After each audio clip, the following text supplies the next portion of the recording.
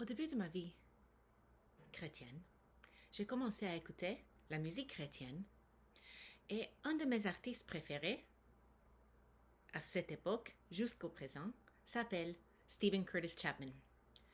Ce frère chante comme un théologien, avec une telle profondeur dans ses paroles. Tout au long de son ministère, Stephen Curtis Chapman a œuvré en faveur des personnes incarcérées. L'une de ses chansons préférées pour moi est intitulée Free, ou bien gratuit, ou libre, pardon, libre. Et ça relate une visite en prison au cours de laquelle il rencontre un détenu particulier. Écoutez l'histoire dans ses propres mots.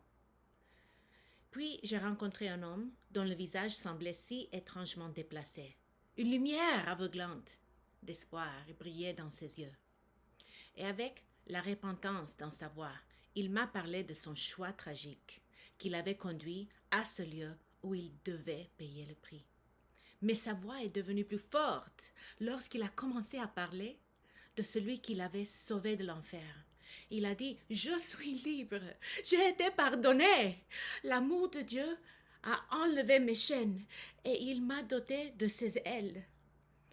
Et je suis libre et la liberté qu'il m'a été donnée est quelque chose que même la mort ne peut m'enlever, car je suis libre. Jésus m'a libéré. Aujourd'hui, nous allons rencontrer 3 captifs qui ont été libérés. Et ce faisant, nous allons découvrir à quel point nous aussi, nous avons été autrefois des prisonniers, enchaînés par le péché et la mort. Et que c'est l'amour et la grâce de Dieu qui nous ont libérés. Dieu soit loué. Tournez avec moi à Acte 16, versets 11 à 40. Mais avant cela, prions. Tendre Père, alors que nous allons ouvrir ta parole ensemble, nous prions que tu ouvres les yeux de nos cœurs pour que nous puissions découvrir des merveilles afin que nous t'aimions et te servions davantage. Au nom de Jésus, Amen. Ce matin, alors que ma fille Évangéline se préparait pour l'école, j'ai décidé par hasard de lui lire. J'ai trouvé ce livre dans notre bureau et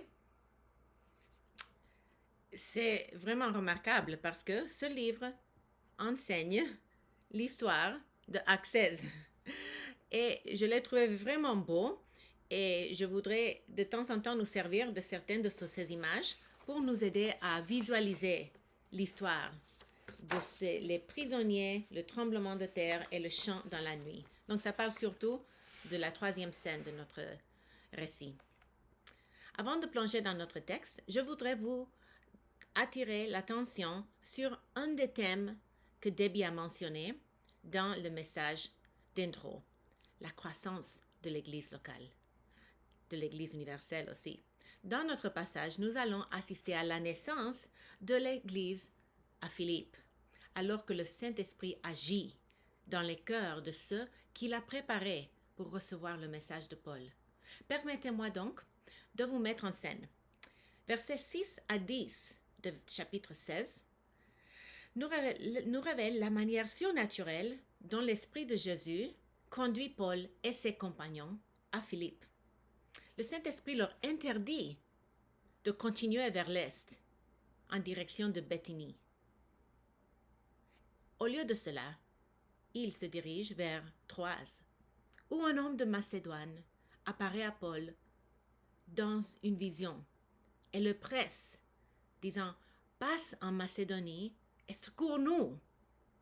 Et c'est là que commence notre passage, avec la scène 1, que j'ai intitulée « Dieu libère les puissants ». Lisons-le ensemble. Verset 11.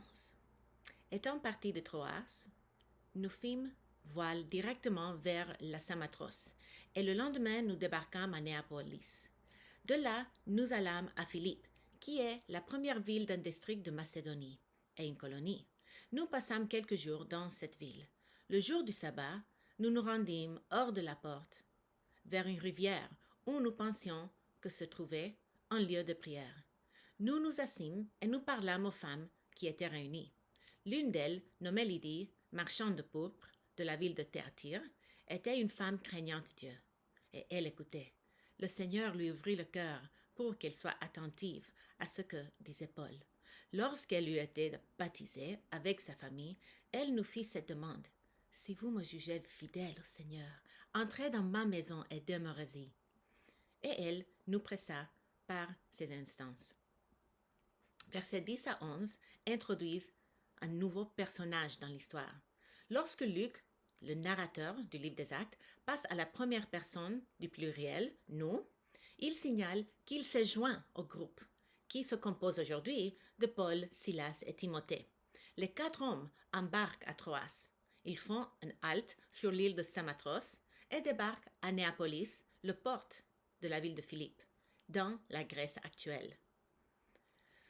Au verset 12, Luc décrit Philippe comme une colonie romaine. Pour comprendre ce que cela signifie, nous devons découvrir un peu d'histoire. Un érudit l'explique ainsi. Après la bataille de Philippe en 42 avant Jésus-Christ, les soldats romains ont reçu l'ordre d'Antoine de s'y installer. Puis, en 30 avant Jésus-Christ, Octave a obligé certaines personnes en Italie à abandonner leur maison et à s'y installer à Philippe et ailleurs. Ces résidents de Philippe ont reçu des privilèges spéciaux, notamment le droit italique. Cela signifiait que les colons, en échange de leur déplacement, étaient traités comme si leur terre faisait partie du sol italien. Les résidents étaient donc citoyens de Rome, leur ville-mère, et jouissaient de tous les droits de la citoyenneté romaine, y compris l'exemption d'impôts. Ainsi, les paroles de Paul en Philippiens 1,27 « Conduisez-vous », littéralement, c'est « vivez comme des citoyens », et notre citoyenneté est dans le ciel, en Philippiens 3,20, avait une signification particulière pour les chrétiens de Philippe. Fin de citation.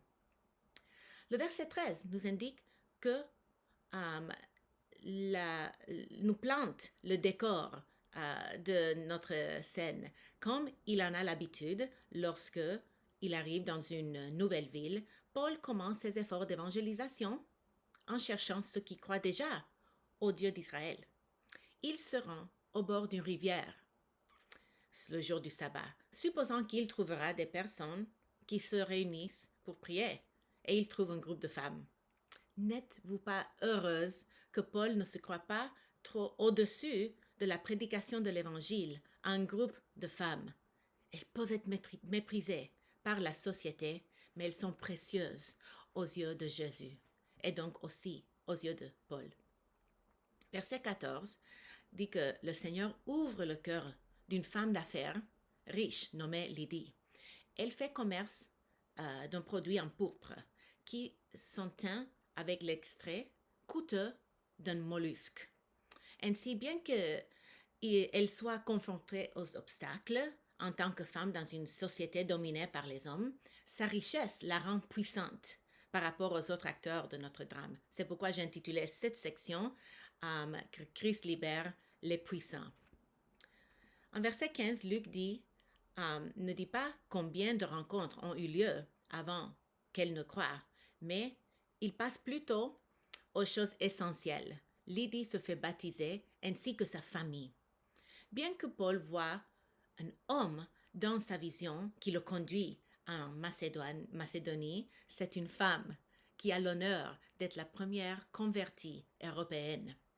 Le texte ne fait aucune mention de son mari, de sorte que des spécialistes ont conclu que Lydie est soit veuve ou divorcée ou soit célibataire. Et elle a plusieurs serviteurs et employés sous sa responsabilité.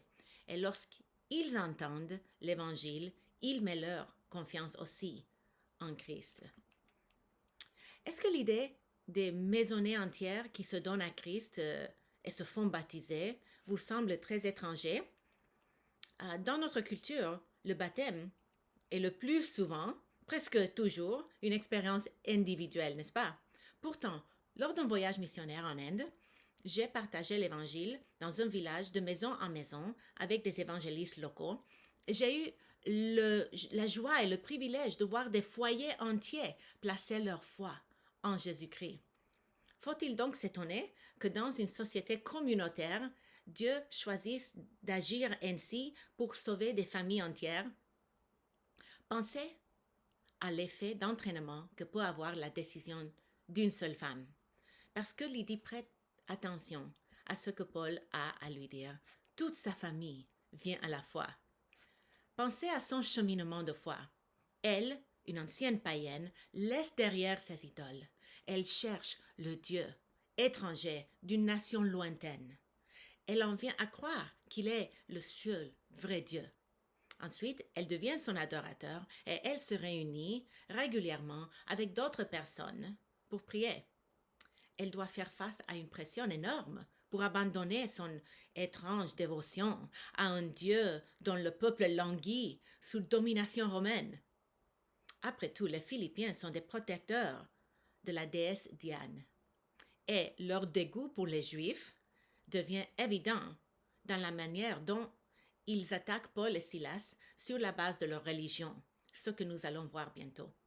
Mais malgré l'hostilité ambiante, Lydie reste dévouée à la prière. Son exemple nous rappelle qu'il faut persévérer dans l'adoration et la prière en communauté pour suivre Jésus-Christ dans une culture de plus en plus hostile. En verset 15, la scène 1 se termine par le fait que Lydie prévale sur Paul et ses compagnons pour qu'ils fassent de sa maison leur base d'opération pendant leur séjour dans la ville de Philippe. La présence de Paul et ses compagnons dans sa maison donne à ces nouveaux croyants l'occasion de grandir dans leur foi alors qu'ils rompent le pain et ils vivent ensemble. Et le fait d'avoir une patronne qui les loge et les nourrit permet à nos amis missionnaires de prêcher l'Évangile sans avoir à travailler pour gagner leur pain. Tout le monde gagne, n'est-ce pas? Est-ce que vos compétences en matière d'hospitalité se sont-elles rouillées un peu au cours des derniers 18 mois de confinement intermittent?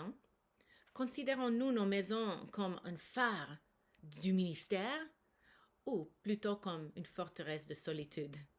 Je sais que pour moi, je me suis habituée à rester dans ma boule et à profiter de la paix et de la tranquillité de ma maison. Mais nous n'avons jamais été conçus pour vivre comme une sorte d'île isolée. Nous avons été conçus pour vivre en communauté, pour nous aimer et nous servir les uns les autres. Comment pouvons-nous faire cela exclusivement sur Zoom? Après tout, si nous voulons développer des relations importantes, profondes, avec nos frères et sœurs en Christ, il faut plus que des simples salutations rapides le dimanche après le culte.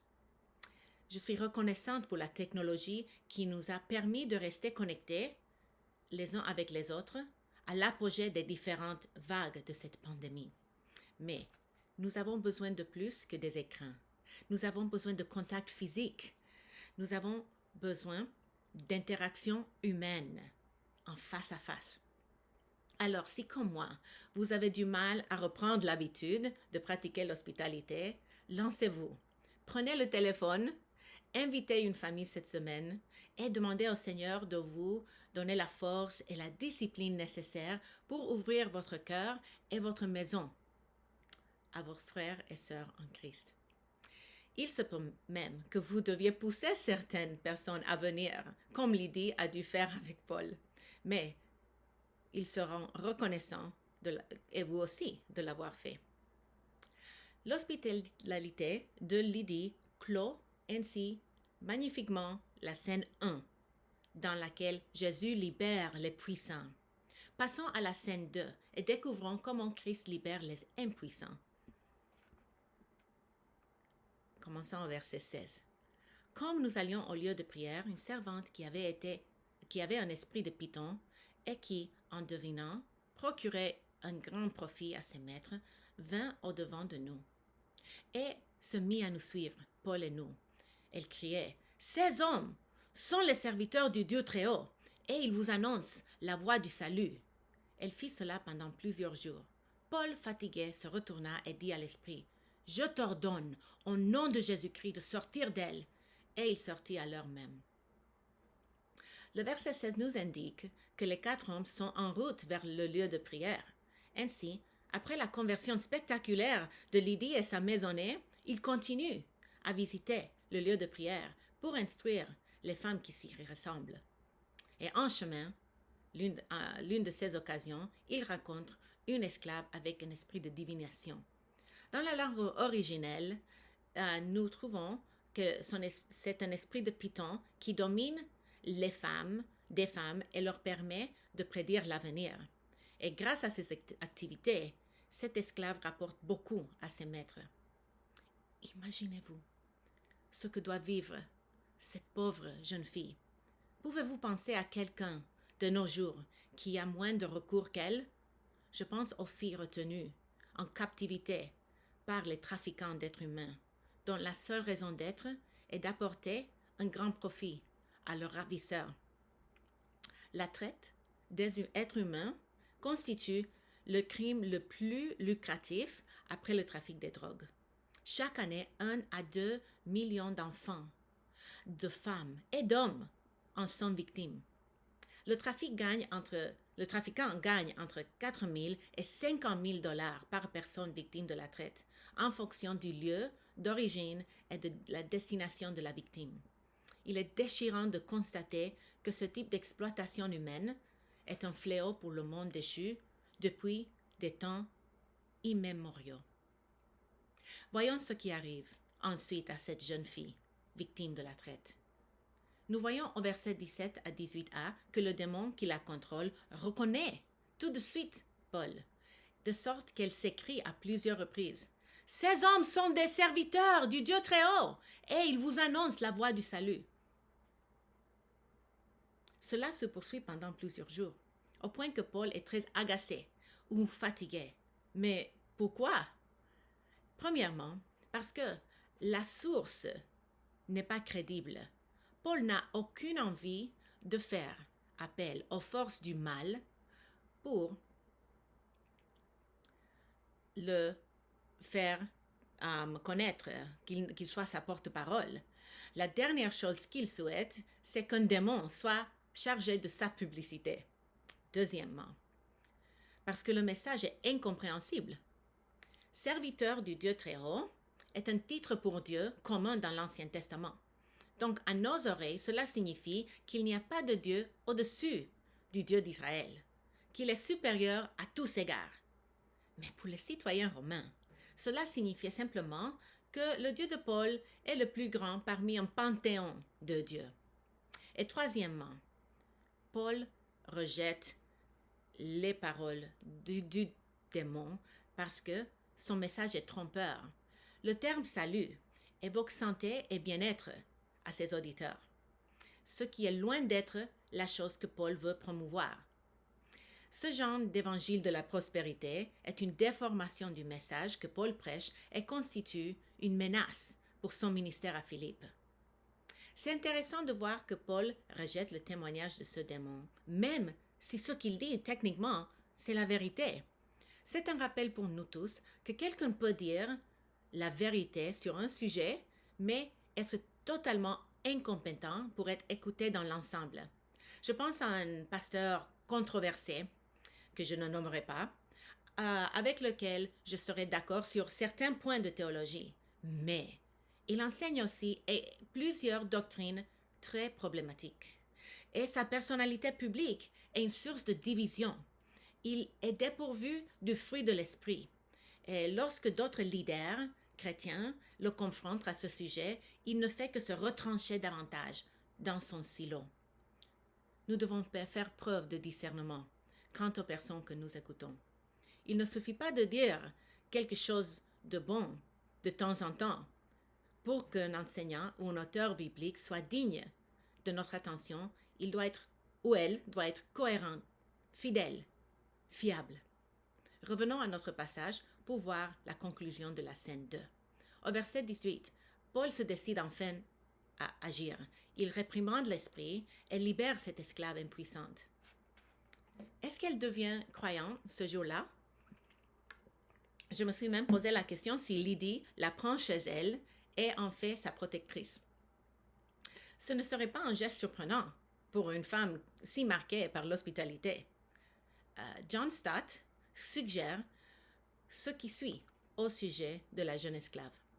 Le fait que sa délivrance ait eu lieu entre les conversions de Lydie et du geôlier amène les lecteurs à déduire qu'elle aussi est devenue membre de l'Église de Philippe. Le nom de Jésus a le pouvoir de guérir et de sauver. Et il pourrait donc être sous-entendu ici qu'elle a été sauvée aussi bien que guérie. Ainsi, après avoir vu la scène 1, où Christ libère les puissants, et dans la scène 2, où nous avons vu que Christ libère les impuissants, nous avons arrivé à la scène 3 de ce drame qui se déroule, où Christ libère les craintifs. Lisez avec moi versets 19 à 24. Les maîtres de la servante, voyant disparaître l'espoir de leur gain, se saisirent de Paul et de Silas et les traînèrent sur la place publique devant le magistrat. Ils les présentèrent au prêteur en disant « Ces hommes troublent notre ville. Ce sont des Juifs qui annoncent des coutumes qu'il ne nous est permis de recevoir ni de suivre. À nous qui sommes Romains, la foule se souleva aussi contre eux, et les prêteurs, ayant fait arracher leurs vêtements, ordonnèrent qu'on les batte de verges. Après qu'on les eut chargés de coups, ils les jetèrent en prison, en recommandant au geôlier de les garder sûrement. Le geôlier, ayant reçu cet ordre, les jeta dans la prison intérieure et leur mit les ceps aux pieds.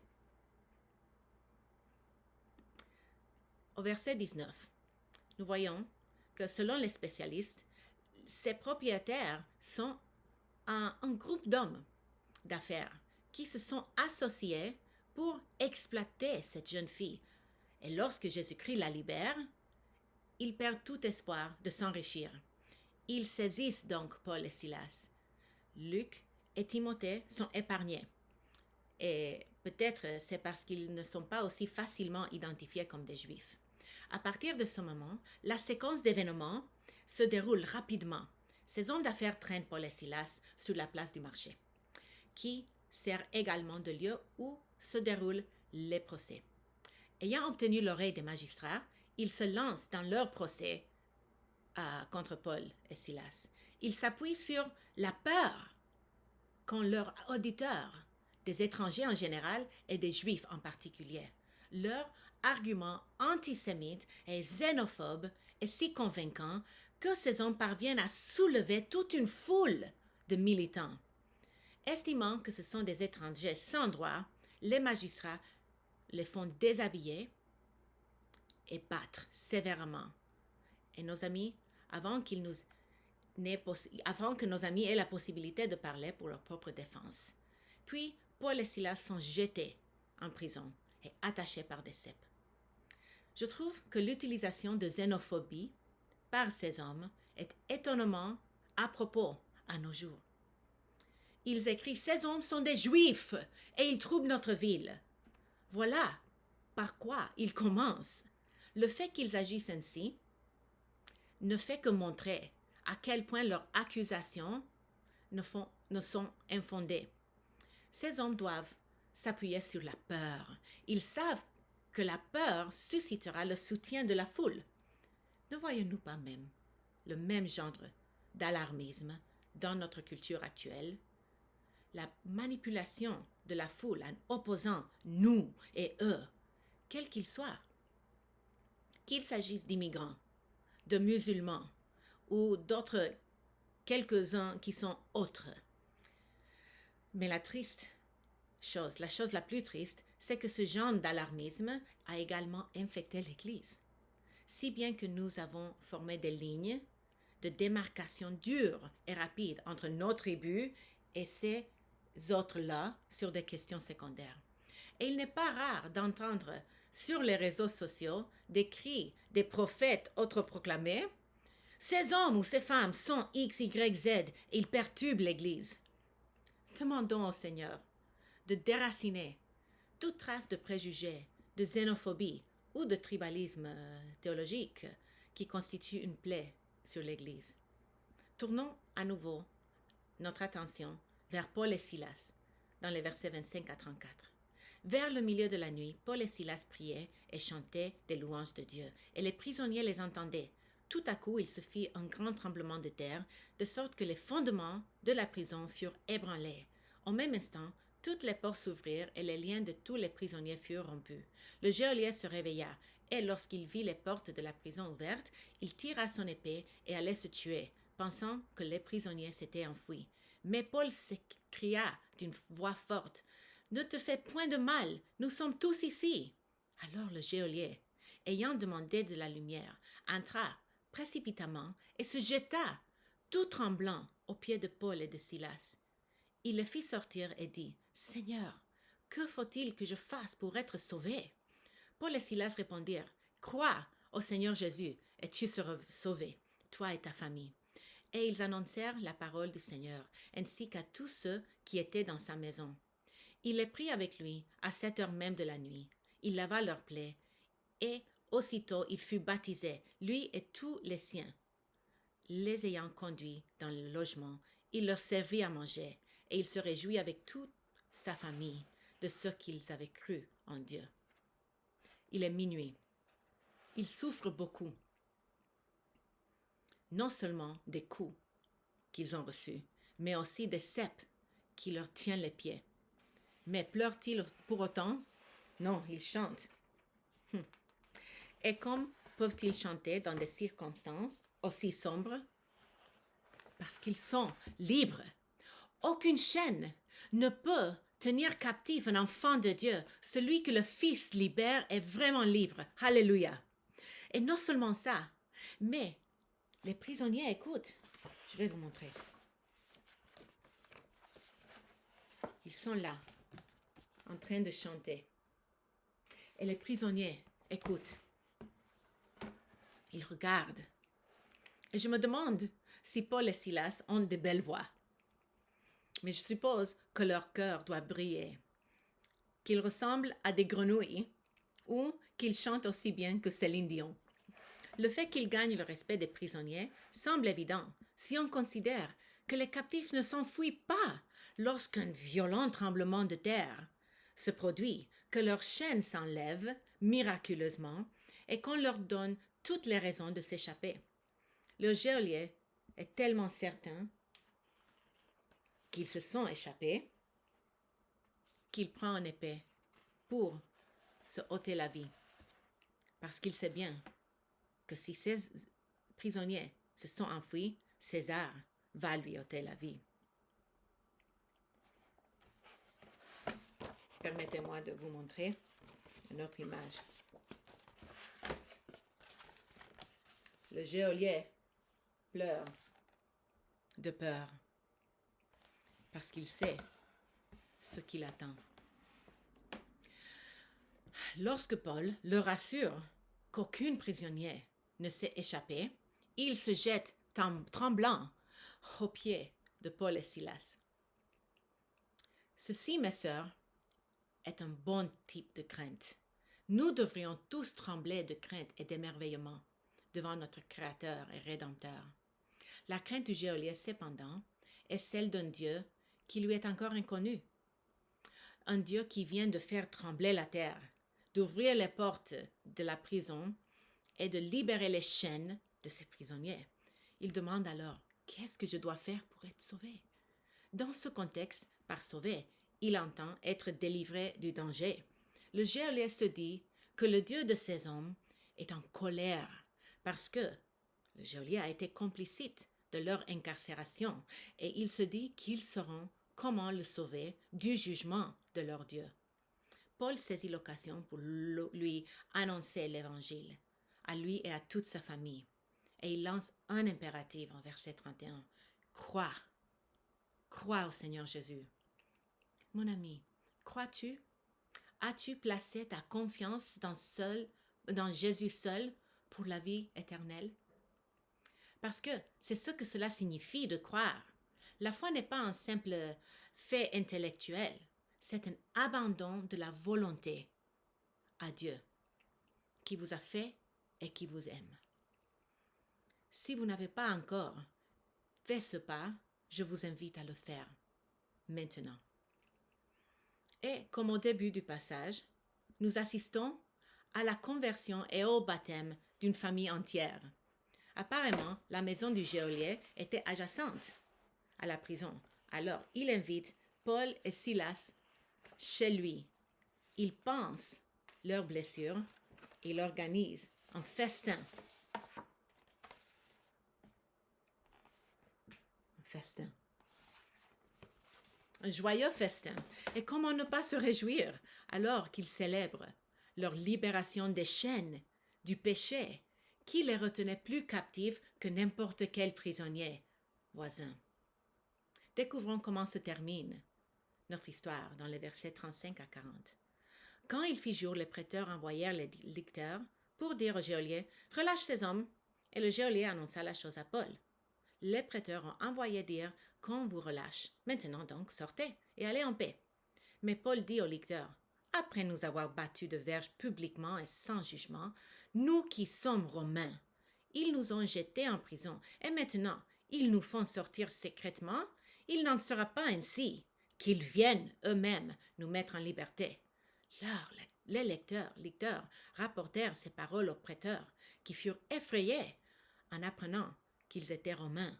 Ils vinrent les apaiser et ils les mirent en liberté en les priant de quitter la ville. Quand ils furent sortis de la prison, ils entrèrent chez Lydie et après avoir vu, ils exhortèrent les frères et ils partirent. Donc le lendemain matin, les autorités locales estiment que le crime de Paul et Silas ne mérite aucune autre conséquence que les coups qu'ils ont déjà reçus. Ils envoient donc des messagers au geôlier pour qu'il les libère, mais Paul ne se laisse pas faire. Ce qu'il n'a pas eu la chance ou l'envie de déclarer auparavant, il révèle maintenant aux autorités. Nous sommes des citoyens romains. Nous ne partirons pas tranquillement après l'injustice qui s'est produite. Descendez ici et escortez-nous publiquement hors de cette prison. Et ils le font. Ils le font. Une fois réalisant la grosse erreur qu'ils ont commise, ils descendent personnellement. Ils s'excusent et ils leur demandent de quitter la ville. Mais avant de poursuivre leur voyage, Paul et Silas retournent là où notre histoire commence, chez Lydie. De nombreux spécialistes estiment que Actes 16 marque la naissance de l'Église la plus diverse du Nouveau Testament. Après tout, pouvez-vous vous imaginer une équipe d'implantation d'église plus disparate qu'une femme d'affaires, une esclave, autrefois démoniaque, et un geôlier? Et pourtant, nous savons, n'est-ce pas, que ce qui les unit, ce qu'ils ont en commun, est bien plus important que ce qui les sépare. Ces trois captifs ont été libérés et nous le sommes aussi. Si nous devions résumer le message principal de ce passage, ce serait ceci. Parce que Jésus est Seigneur, proclamons l'Évangile afin que tous soient libérés, quel que soit leur statut social. Parce que Jésus-Christ est Seigneur, proclamons l'Évangile avec assurance afin que tous soient libérés, quel que soit leur statut social. Pour conclure, j'aimerais vous lire le deuxième couplet de la chanson Free de Stephen Curtis Chapman, dans laquelle il conclut l'échange avec le détenu qui a été libéré par Jésus-Christ.